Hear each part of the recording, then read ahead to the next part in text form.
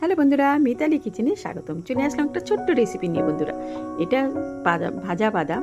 তো এই ভাজা বাদামের একটা চাটনি বানাবো বন্ধুরা। নিয়ে নিচ্ছি দেখো কিছুটা আদা কুচি, কিছুটা রসুন 5 থেকে 6 কোয়া নেবে তোমরা, আর নিয়ে দেবো 3টে কাঁচা লঙ্কা। তো এবার বাদাম, রসুন, আদা আর কাঁচা লঙ্কা, এই 3টে কিন্তু আমি এই চারটে পেস্ট করব।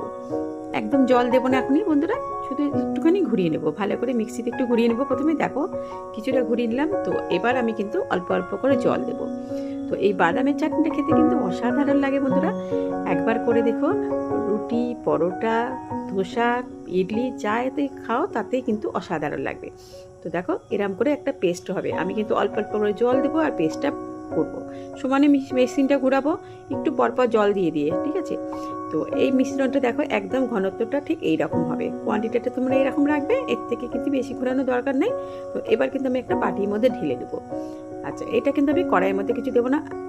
আর একটা জিনিস তোমাদের একটুখানি ভুলে গেছি বন্ধুরা, সেটা হচ্ছে আমি ছোলার ডালটা দিতে ভুলে গেছিলাম। ছোলার ডালটা একটুখানি আমি শুকনো কড়াই ভেজে নেবো, দেওয়ার পরে কিন্তু যখন বাদামটা আমি ঘুরাবো সেই সময় কিন্তু আমি একবারে মিক্সিতে করে দেবো। তাই ছোলার ডালটা আমি কিন্তু পরে ঘুরিয়ে দিয়ে দিয়েছিলাম। তো যাই হোক, তোমাদেরকে বুঝিয়ে দিলাম। কড়াইয়ের মধ্যে তেল দিয়ে দিলাম, সাদা তেল দিয়ে দিলাম। এবার দিব ফোড়ন বা তড়কা লাগাতে হয় চাটনির মধ্যে। তো দিয়ে দিলাম 2টো শুকনো লঙ্কা। তো কেমন লাগছে ভিডিওটা? যদি ভালো লাগে তো প্লিজ একটু সাবস্ক্রাইব করে দিও।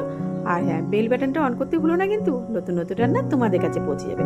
দিয়ে দিলাম একটুখানি সর্ষে ফোড়ন, দিয়ে দিলাম একটুখানি কারি পাতা। তো সর্ষে, কারি পাতা, শুকনো লঙ্কাটা একটুখানি নাড়াচাড়া করে নেবো বন্ধুরা। এটাই হবে তড়কা।